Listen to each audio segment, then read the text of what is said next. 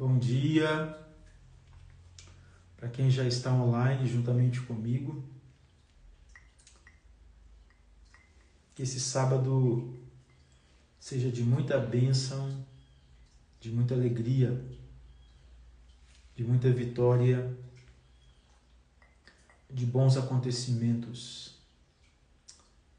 Na live de hoje eu vou falar sobre a felicidade no Ifá, ou como o Ifá compreende a felicidade, como o Ifá lida com a felicidade, né?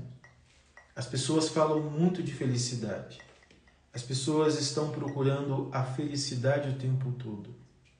E para muita gente, a felicidade segue sendo um mistério, segue sendo algo complicado, ao ponto das pessoas perguntarem-se: que felicidade é essa?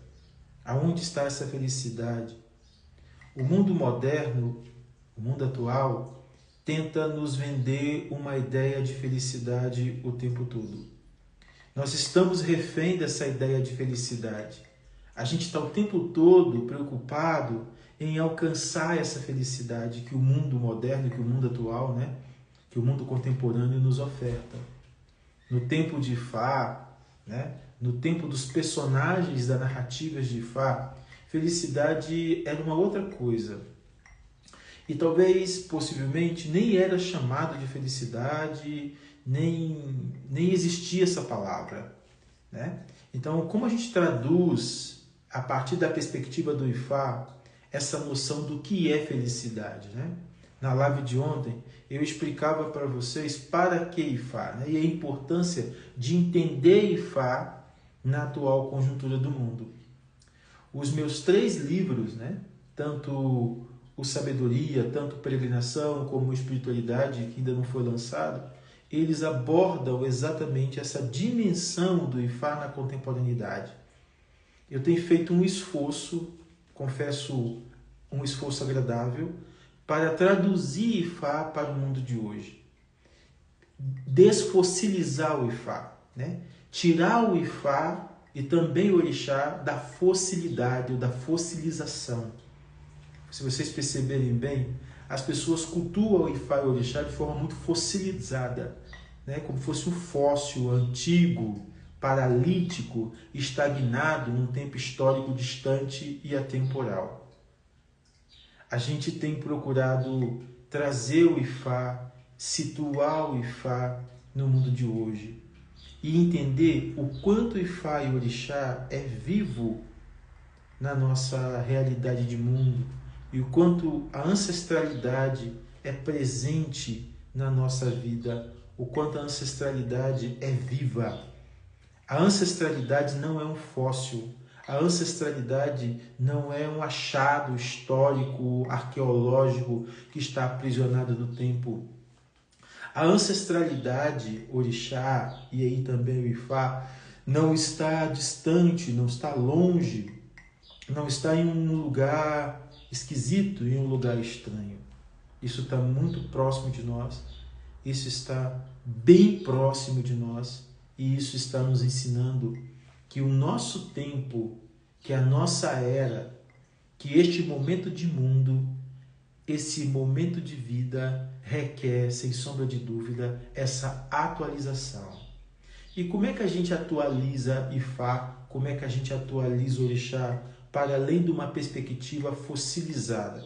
Para além de uma perspectiva completamente aprisionada a dados culturais de um determinado país, né? Eu falava ontem que a gente precisa parar de entender que Ifá e Orixá é da cultura da atual Nigéria. Ou parar de entender que Ifá e Orixá está aprisionado à cultura da atual Nigéria. A gente pode entender a atual Nigéria a partir de várias nuances, a partir de várias outras perspectivas. Mas dizer que a cultura da atual Nigéria é a cultura antiga da terra Yorubá, isso não é verdade. E a gente poderia dar aqui várias razões para dizer que isso não é verdade. E eu digo um mais. A cultura do Ifá, a cultura Yorubá antiga, ela é traduzível, ela é presente em qualquer outra cultura. Por quê? Vamos pensar comigo? Eu falava disso um pouco ontem, mas eu vou recordar hoje. Para que Ifá e Orixá desceram do céu? Para constituir a humanidade. Se Ifá e Orixá desceram do céu na criação para constituir a humanidade, a gente pode participar ou pode partir de uma perspectiva de que Ifá e Orixá é para toda a humanidade. Então, a cultura originária do Ifá, a cultura originária do Orixá, ela se insere, ela se transcreve, né? Ela se traduz em qualquer outra cultura.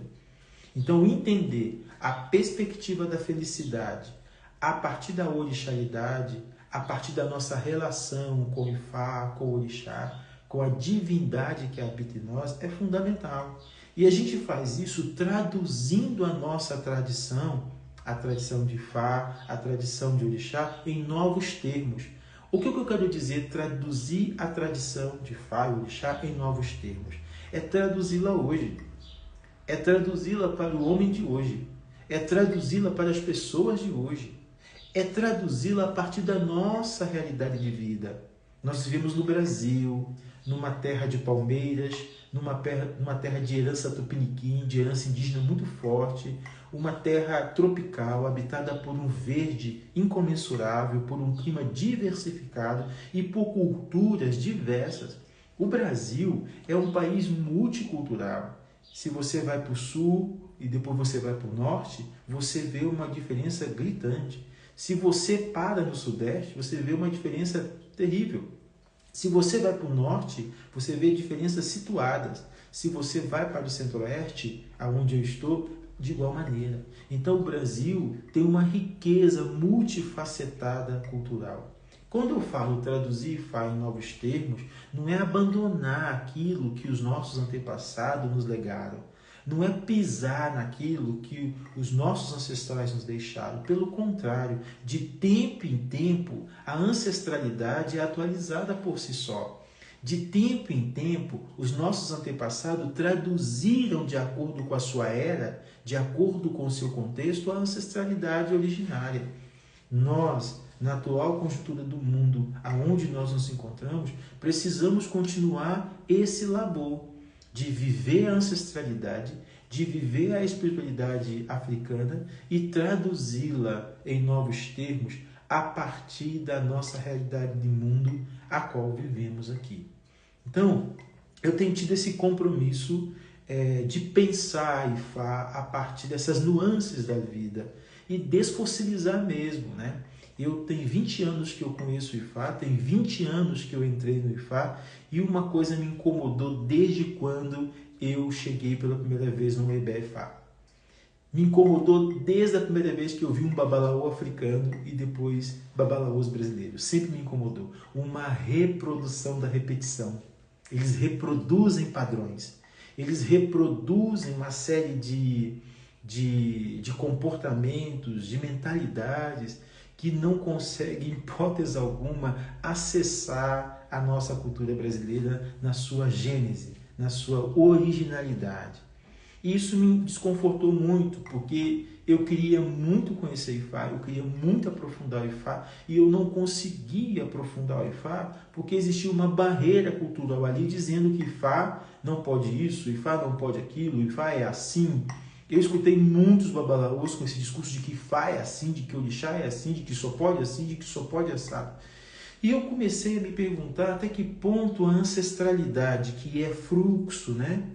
Que é volátil, que é movente, né? Está aprisionada nessa mentalidade arcaica, nessa mentalidade preconceituosa, discriminatória, míope das pessoas, né? Que estão também infundadas, estão também aprisionadas às questões de mundo dela, né? Quer dizer, um babalaô, um babalorixá, um maialorixá, um olorixá em geral, ele vai traduzir a sua experiência com o Ifá, sem sombra de dúvida, a partir da sua própria experiência. Então, o que eu vivo nesses 20 anos é uma busca incessante por aprender Ifá a partir da experiência. Eu já estive na terra Iorubá, eu já fui à Nigéria, né? Fiz iniciações na Nigéria, mas da minha experiência, o que eu trouxe foi uma questão.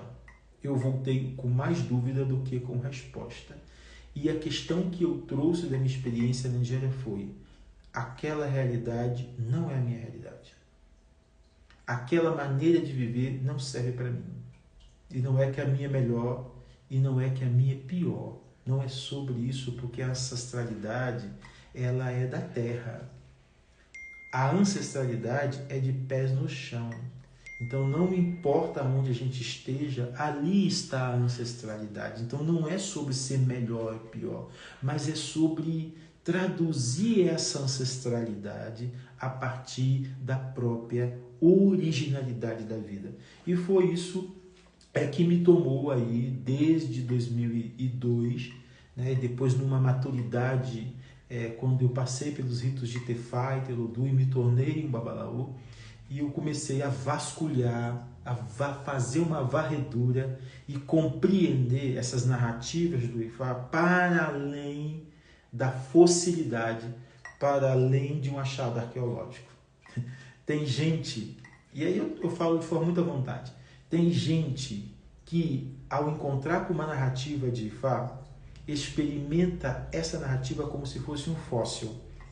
Experimenta essa narrativa como se fosse um objeto arqueológico. Você acredita que pastores evangélicos, padres também, fazem a mesma coisa com as narrativas do Antigo Testamento, da Torá, né? Ou mesmo do Novo Testamento?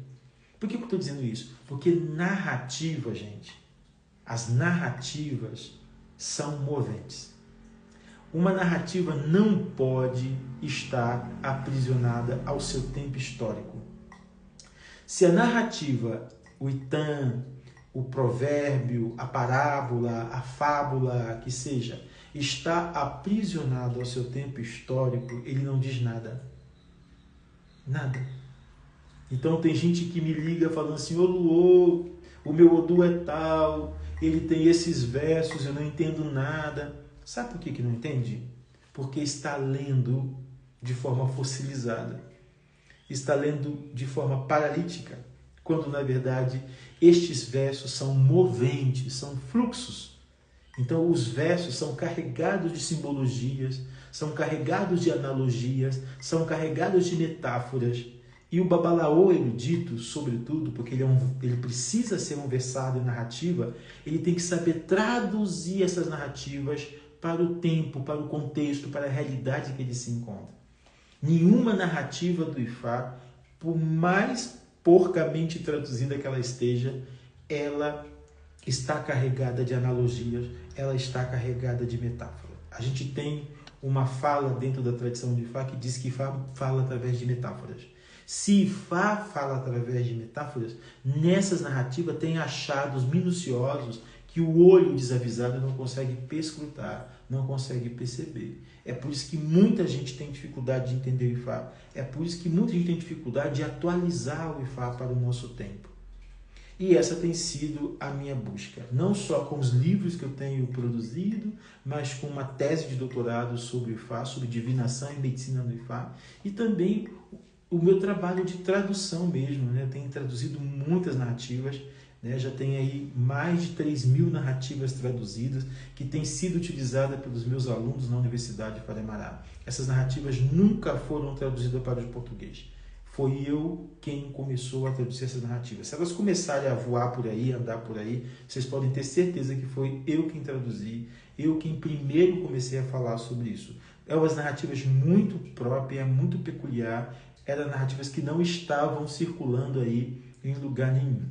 Mas isso não é problema, porque as narrativas do Ifá não é de propriedade minha. Essas narrativas não são minhas. Eu não sou dono das narrativas do Ifá, ainda que eu traduza, ainda que eu sistematize, ainda que eu coloque elas numa linguagem mais fácil. Elas não me pertencem, elas não são minhas e também não são de nenhum nigeriano, de nenhum babalaô, de A, B, C, D. Essas narrativas atemporais, elas pertencem ao grande cânone, ao grande acervo da oralitura, da literatura de Baba Ifá Orunmila. Elas não têm dono, elas são de domínio popular, porque elas são faladas de gerações em gerações, elas são cantadas de gerações em gerações por pessoas, por indivíduo, elas estão na boca das pessoas, elas são ouvidas, elas são escutadas, elas são recitadas em várias divinações, né? Em vários momentos de divinações, com o Pelé, com o Aide de Logum, com o Iquim, etc. Então, ninguém é patrimônio disso se ninguém tem dono. Então, não me importa que elas estejam circulando por aí, por quem quer que seja. Não é um problema isso para mim. No entanto, quando a gente dimensiona essas narrativas do Ifá, denominada Itã ou Exé, para nossas vidas, elas requerem um tanto quanto de análise e de crítica.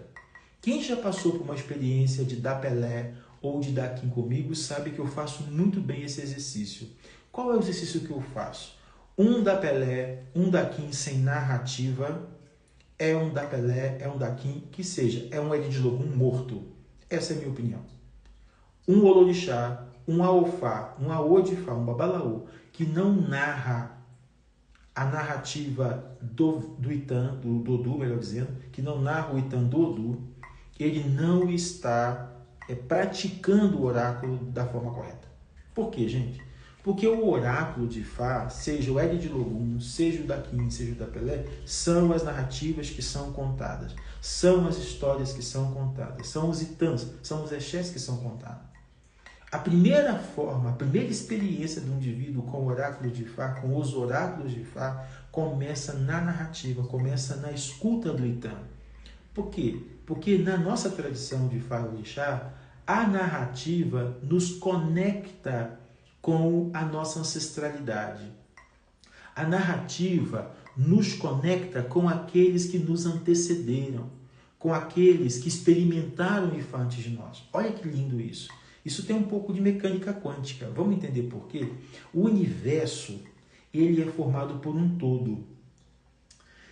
E esse todo é desmembrado, é fragmentado em várias partículas. Nós, humanos, somos partículas desse todo, né, que é o universo, ou o que chamamos de Deus, de Olodumare. No entanto, o todo não desprende da partícula, e a partícula não desprende do todo. Isso quer dizer o quê? Se o todo é o Criador e as partículas são criaturas, a gente pode definir, e a mecânica quântica já definiu isso há 205 anos atrás, embora a mecânica quântica tenha definido isso há 205 anos atrás, as tradições antigas do Ifá, da Kabbalah, da Torá, do sufismo, as tradições hindus, as tradições indígenas da América e várias tradições africanas e aborígenes já tinham chegado a essa conclusão há muito tempo. Os físicos ocidentais chegaram a essa compreensão há 205 anos atrás. E a gente sabe muito bem o quanto essa mecânica quântica, que é parte da física, né, ela tem sido vilipendiada pela física clássica. Mas os antigos, as tradições antigas, já entendiam de mecânica quântica há muito tempo. Logo, se o todo é o Criador, nós podemos definir, e aí eu falo com conhecimento a partir da física, da mecânica quântica e de conhecimento a partir de várias tradições que eu fui iniciado, que eu entendo, que eu estudo, etc. Então, se o todo é o Criador e nós somos partículas desse todo, nós podemos definir uma coisa. Nós somos co-criadores. No dia que a gente entender que nós somos co-criadores e que a gente pode fazer a mesma coisa que o Criador faz, nos tornaremos orixá. Porque o nosso fim último é a orixalidade. O nosso fim último é nos tornarmos também orixá. Todos nós somos orixás por antecipação. Todos nós somos orixás por antecipação. Porque todos nós temos a orixalidade em nós. Então, quando a gente compreende que a gente é co-criador desse universo, a gente é parte desse todo, a gente dimensiona a nossa compreensão da vida e para de ser refém de uma série de padrões negativos que, em vez de nos fazer avançar, vai fazendo a gente distanciar cada vez mais. Os padrões negativos interrompem a onda. Quando a gente sai fora da onda, a onda que o passado influencia o presente, o futuro inicia e influencia o presente, né? A gente sai de uma linearidade, né? Passado, presente e futuro. O IFA não está nessa concepção linear, né? De passado, presente e futuro. O passado, presente e futuro no IFA não é linear. O passado, o presente e o futuro no IFA é cíclico. Por quê? Porque o passado, o presente e o futuro no IFA obedece à onda e não à linearidade. Isso posto, eu quero dizer também, IFA não é cartesiano. Então, a lógica, veja bem, a lógica racional, a lógica linear, ela não dá conta do IFA. Porque ele não é linear, ele não é racional, ele não é cartesiano, ele não é copernicano, ele não é racionalista, ele não é positivista. Essas teorias criadas na Europa no decorrer do século XVII, XVIII, XIX, ela não dá conta de acessar o IFA. Precisa de uma outra abordagem, precisa de uma outra compreensão. Como a nossa mentalidade está fundada nessa perspectiva, a gente tem uma noção enviesada de como a coisa funciona. A gente tem uma noção completamente distorcida de como a coisa funciona. Então, o que tem que acontecer? Tem que mudar o padrão, tem que mudar a mentalidade, tem que soltar, tem que abandonar. A gente tem que destituir essa mentalidade que faz a gente refém, que faz a gente escravo. Como a gente pode entender a noção de escravo? O escravo está preso a tudo, aos sintomas, à doença, à tristeza, à infelicidade, à decepção, à mágoa. E muitas das vezes o escravo está tão preso que ele mesmo não quer soltar, porque ele só entende aquela dimensão de existência. Não é verdade? Então a gente vê muitos escravos nesse sentido por aqui. Gente que não quer soltar, gente que não quer abrir mão, gente que não quer soltar a corda no penhasco. Se você é co-criador, entenda bem a metáfora. Se você é co-criador, você pode soltar a corda. Se você é co-criador, você pode soltar a corda sem medo. Porque na hora que você soltar a corda e você está habitado por essa grandeza de pertença com o Criador, você vai ser amparado, você vai ser abrigado. Tem uma narrativa do Injil, é como os ocidentais chamam o Evangelho, que eu gosto muito, que eu vou contar, que eu vou recordar para vocês aqui, que vai explicar o que eu estou dizendo. Eu gosto muito de narrativas. Eu gosto muito de narrativas. E para mim, todas as narrativas, todas as histórias, todas as fábulas, todos os provérbios e parábolas são formas de Ifá. E tem uma narrativa no Evangelho de Mateus, que é do centurião romano, que diz assim: Jesus tinha acabado de entrar em Cafarnaum. E aquele alvoroço todo, porque o rabi tinha acabado de entrar em Cafarnaum. E aí um centurião, um soldado romano, chega para o nazareno e diz assim: Rabi, o meu servo está doente. Cura o meu servo.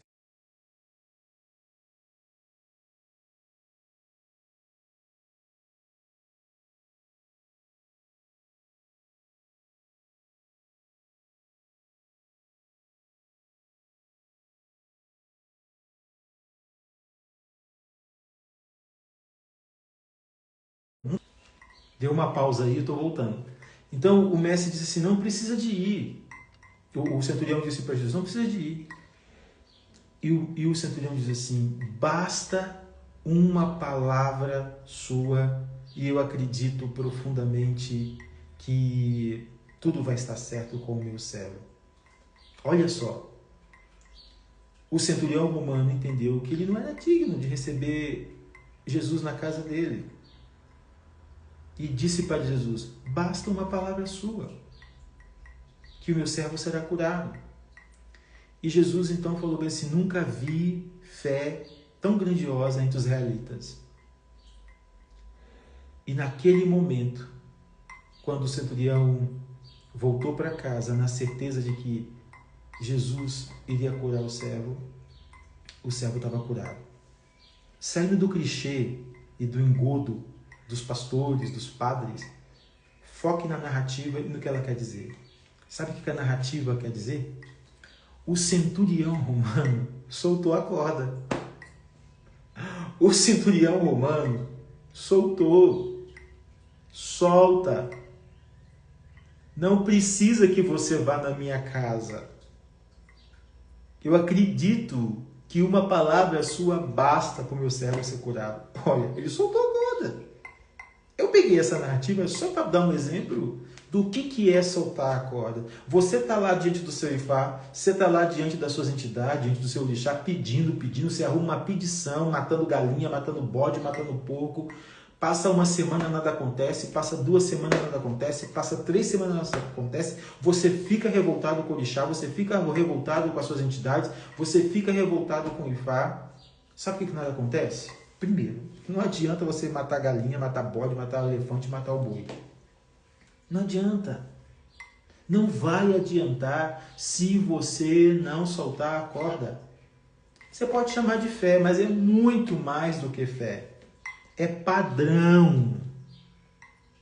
É você parar de vibrar negatividade e você começar a acompanhar a onda. Essa onda que está aí no universo, ó, fazendo isso assim, movendo tudo. Enquanto você estiver fora do padrão e estiver vibrando o padrão negativo, pode matar o elefante, que não vai adiantar.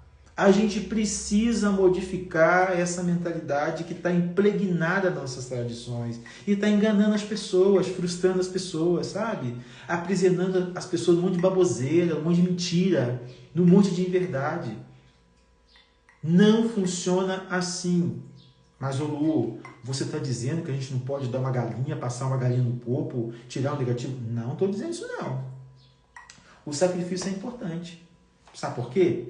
Porque o sacrifício, seja lá qual for que o oráculo orientou e determinou, ele ajuda, ele contribui, ele fortalece na mudança do padrão, ok? Mas se a mentalidade não acompanhar esse movimento, não tem galinha que dá conta, não tem bode que dá conta. Não tem, gente. Não tem. Saiam dessa miséria de pensamento. É a mente, é a consciência que está mandando em tudo. É a consciência, é o Ori que está determinando tudo. Ah, eu estou dando galinha toda semana para mim, Oxum, para ver se eu arrumo um bofe. Querido, não vai adiantar. Não vai adiantar. Ah, eu estou fazendo banho de Oxum na cachoeira todo sábado para ver se um amor vem para minha vida. Não vai adiantar. Porque é o padrão mental, é a mentalidade, é a consciência que precisa se desarticular e entrar na onda. Quando a gente entra na onda, na frequência positiva, a gente solta, a gente abandona, a gente simplesmente navega. Não sou eu que me navega, quem me navega é o mar. Não sou eu que me navega, quem me navega é o mar. Quem me navega é o mar. Quem me navega é o todo. Não sou eu. Quando eu compreendo que é o todo que me navega, pronto, eu fruo. Quando eu compreendo que é o todo que me navega, eu simplesmente vou. Quando eu compreendo que é o todo que me navega, eu solto tudo. Solta. Despoja. Fica vazio. Fica sem nada. Aí você vai ver que a coisa muda e você entra na frequência. Muitas das pessoas estão aprisionadas porque não estão na frequência. E aí, o que isso tem a ver com felicidade? A felicidade, a partir da perspectiva do Ifá, não é essa felicidade passageira. A felicidade para o Ifá é paz. Paz em que sentido? Paz consigo mesmo. Paz com você. Paz com sua vida. Paz com suas coisas. Paz com sua própria existência. E paz é soltar. Paz é abandonar. Paz é estar na frequência. Não sou eu que me navega, quem me navega é o mar. Paz é estar na frequência. Entra na frequência. E seja co-criador. Não seja refém. Não seja refém. Para de ser pedinte. O pedinte não ganha nada. Começa a só agradecer para você ver. Só agradeça. Termina o seu dia dizendo assim: obrigado, Orumilá, pelo dia maravilhoso que você me deu. Obrigado pela minha casa, obrigado pelo meu carro, obrigado pelo meu amor, obrigado pela comida boa que eu comi. Só agradeça. Ah, Olô, mas eu não tenho carro. Ah, Olô, eu não tenho casa. Ah, Olô, eu não tenho amor. Agradeça ainda assim. Mesmo se você não tiver, agradeça pela casa, agradeça pelo carro, agradeça pelo amor, agradeça pelas coisas que você quer que você ainda não tem. Começa só a agradecer, inclusive por aquilo que você não tem, que você vai ter. Começa a agradecer, inclusive por aquilo que não chegou na sua vida, você vai ter. Isso é axé. O que é o axé? O axé é você estar no padrão. Mas o padrão de frequência positiva. Você está transitando no universo conforme a onda que baila no universo. A onda de frequência energética, eletromagnética, que está fazendo tudo funcionar. Se você sai fora dessa onda, dessa frequência, dessa vibração, você desencadeia padrão negativo. Aí você vai sofrer. Aí as coisas não chegam para você. As coisas não acontecem para você. Você está lá cansado diante de Exu, gritando com Exu, berrando com Exu, falando alto com Exu. O ouvido de Exu já está cansado dos seus gritos, mas a coisa não muda, porque você pode gritar com Exu que não vai adiantar, porque Exu é o dono da onda, né? Exu é o movimento cósmico. Exu é a esfera cósmica. Exu é a mecânica do universo. Ele é o próprio movimentador, o artífice dessa onda que está movimentando o universo e fazendo que todas as coisas funcionem, que todas as coisas giram.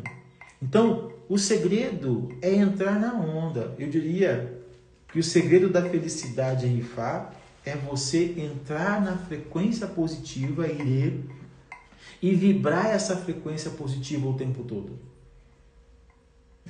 Como a gente entra num padrão negativo, a gente entra num padrão negativo toda vez que a gente sai fora da onda. Toda vez que a gente sai fora da frequência energética do universo, do cosmos. Todas as vezes. E isso acontece o tempo todo. As pessoas estão saindo dessa frequência positiva o tempo todo, por questões banais, por questões pequenas, porque elas não conseguem soltar. Elas não confiam, elas não acreditam. Elas acabaram de vir para o Orô, elas acabaram de fazer o Orô para o Orixá, para o Ifá, para o que seja, mas Assim que acabou, elas saem falando, não sei se isso vai acontecer, acho que eu gastei meu dinheiro à toa, não sei, não senti nada. E elas emitem padrões negativos. Elas falam, elas falam coisas que não deviam falar, né? Porque a palavra também é energia, né? Então você tem que fazer acreditar, né? Mas o sacrifício que você fez é só parte do processo. A parte crucial do processo é a mentalidade, é a consciência. É a consciência, porque tudo é consciência, tudo é mente. É a consciência que está determinando tudo. É a consciência que está mandando tudo. É a consciência que está dizendo como as coisas devem ser. É a consciência quem está tomando, construindo parâmetros. Olha aí a história, né, a narrativa, a parábola do centurião romano. Você é tão majestoso que eu não sou digno de receber na minha casa. Diga uma palavra e meu servo será curado. Quando o centurião chegou em casa, o servo estava curado. O que ele fez? Soltou. Eu vou embora. Eu tenho certeza que ele vai fazer isso. Eu tenho certeza que ele vai curar o meu servo. Ele entrou na onda. Né? Então você vê também nas narrativas de Ifá, nos versos de Ifá, que pessoas foram fazer os ebós, pessoas passaram por consulta, né? Se você analisar bem o verso de Ifá, você vai ver que o verso começa com a divinação. Fulano foi à consulta oracular. Ciclano divinou Ifá para fulano. Foi determinado, aí antes de dizer foi determinado, o verso costuma dizer assim, ó, ele está chorando porque não tinha filhos. Ele não está chorando, ele ou ela está chorando porque não tinha filhos. Olha a demanda da consulta. Fulano foi à divinação, Ciclano fez a consulta por fulano, o fulano está chorando, está triste, está em depressão porque não tem filhos. Essa foi a demanda, né? A carga negativa que o consulente levou para a consulta. Depois, o verso vai dizer o seguinte assim, foi prescrito fazer isso, isso, isso, isso. Só que nas entrelinhas, o verso não conta, os versos não descrevem o que aconteceu quando o Babalaô lançou o Opelê, ou bateu o Iquim e o Odu apareceu. O verso não fala qual foi a conversa que eles trocaram ali. O verso não fala de que forma esse Babalaô explicou esse padrão energético, que é o Odu, que está influenciando esse consulente e fazendo ele, um padrão Odu, um padrão energético Odu negativo, né? Que está influenciando ele e não está possibilitando ele ter filho. O verso não traz esse detalhe, mas deixa nas entrelinhas que houve uma conversa, que houve um diálogo, que houve prescrições, que houve encaminhamentos. Então a gente pode deduzir que logo após o verso falar que foi prescrito fazer este, aquele ebó, e de repente o verso pula uma alegria exuberante, né? O consulente louvou o Babalaô louvou Ifá. O que o verso de Ifá está dizendo para nós quando ele traz essa narratividade? O consulente louvou o Babalaô louvou, dançou para Ifá. Olha aí a consonância, né? Olha aí a confluência. Eles entraram na sintonia energética. Então sim, o consulente vai louvar o Babalaô, que é o responsável, que é o grande domador energético, né? Ele é aquele que domina o movimento energético. Então o consulente vai louvar o Babalaô por ter encontrado no oráculo a fórmula, né? A medicina, a estratégia eficaz para tirar o consulente daquele negativo e produzir bem-estar, produzir paz, não alegria. O consulente que passou a ter filho, que passou a gerar filho, que passou a ser agraciado com o filho, ele teve paz, não alegria. Porque o contrário de paz é conflito, é guerra. A tristeza é conflito interno. A tristeza é guerra interna. A infelicidade é confusão interna. O que a gente chama de alegria, de felicidade, é paz interna, é deleite interno, é gozo interno. Então, quando o consulente entra nessa confluência energética, porque ele escutou uma consulta oracular, ele foi uma consulta oracular, ele entendeu o seu padrão energético, o seu Odu, que está influenciando de forma negativa ele não ter filhos, né? Quando ele compreende isso, a consciência vira a chave. Quando a chave virar, eu solto. Na hora que eu soltei, eu posso fazer o ebó, eu posso fazer os sacrifícios recomendados, que aí a coisa vai dissipar, ela vai confluir naturalmente, porque eu soltei. Soltei o Kyolo, soltei o padrão errado que está dominando a minha Ori. Por isso que a gente fala que se Ori não permitir, não tem boi que te levanta. Se Ori não te autorizar, você não se torna um rei. É a cabeça da pessoa que faz dela um rei. Não é esse o provérbio do Bar? É a cabeça da pessoa que faz dela um rei. Você pode receber uma coroa porque você comprou, querido. Mas você pode ser um palhaço coroado. Não tem nada de rei aí. Tem um fantoche que tem uma coroa na cabeça que está fazendo palhaçada. Mas ele não funciona como rei. A vida dele não é uma realeza.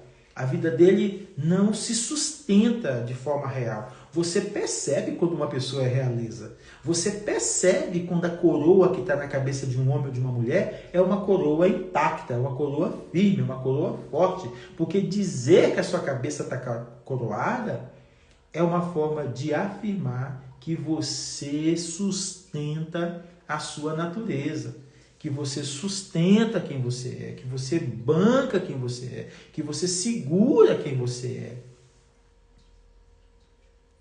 Isso é carregar uma coroa. Agora tem gente aí que carrega coroa de fantoche, né? Você vai ver a vida do sujeito, não tem nada de coroado, está longe. Não tem comportamento de quem tem uma coroa na cabeça. Muita gente é palhaço, muita gente é fantoche. E está mentindo para si mesmo. Crenças equivocadas, um monte de inverdades. Isso está lotado por aí. Em cima de orixá, em cima de entidade, em cima de Ifá. É só aparência. Você vai ver de fato, a pessoa não vive orixá, a pessoa não vive Ifá, a pessoa não vive nada. Ela vive aparência. E nessa época das tecnologias digitais, a aparência manda. A aparência determina. A aparência pontua. Que as pessoas desenham, as pessoas demonstram, as pessoas visibilizam o que elas quiserem. Né? Elas montam a imagem que elas quiserem. Mas você vai ver a vida da pessoa, a pessoa não é nada daquilo que ela demonstra. Ela é frágil, ela está presa, ela não está na onda. Ela está com um padrão energético completamente distorcido. Né? E tem muita gente assim, com padrão energético distorcido, achando que está com o rei na barriga, mas não está. Não está porque está na mesmice, está na repetição, só está repetindo.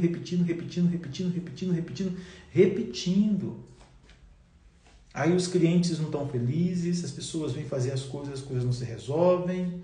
Por quê? Porque a coisa fica na mesmice, no padrão fechado, no padrão determinado, no padrão equivocado. Então, felicidade nada mais é, na perspectiva do Ifá, do que ter paz. Cultive a paz, que a alegria vem. Cultive a paz, que a sorte vem. E não é sorte, é energia, é axé. Axé não é sorte. Axé é vitalidade. Desculpa. Axé é energia. Axé é poder. Axé é paz. Se você quer ter paz, se você quer cultivar a paz dentro de você e aí sentir o que chamam de alegria, de felicidade, você precisa soltar o que te aprisiona.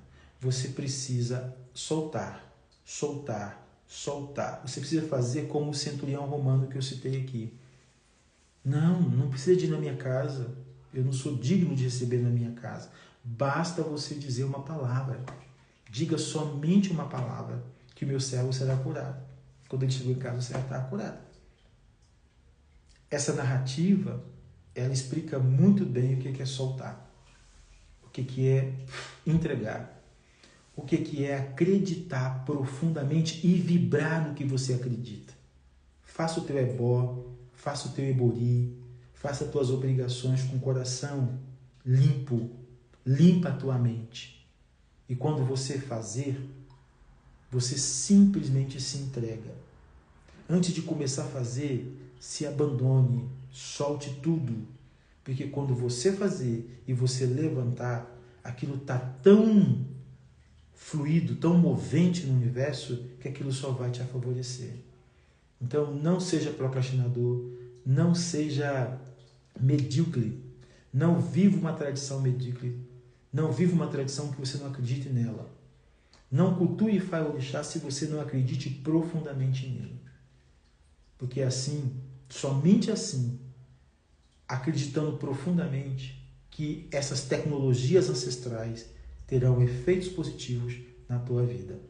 Um bom sábado para você, que Ifá te abençoe, que Orixá te abençoe e que a vida te agracie com todas as coisas boas, sobretudo com paz. E cola em mim, solte. Bye, bye.